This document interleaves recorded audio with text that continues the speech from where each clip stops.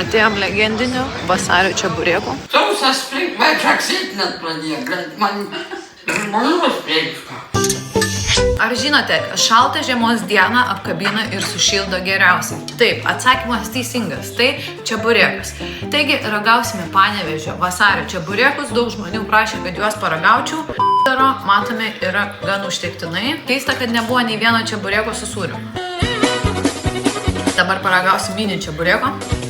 Mini čeburėkas tai grinai, jeigu mamas paprašytum čeburėką padaryti, tai va toks būtų.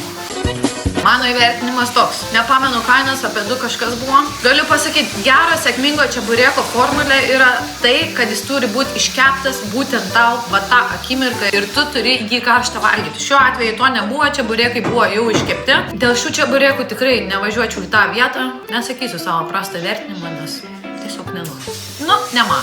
Parko užkandinė laimė 1-0. O komentaruose rašykite, kokius kitus Panevėžio čeburėkus turėčiau paragauti. Mama, skanus, patiko tie čeburėkai ar ne? Ne, bet ir žaksit pradėti.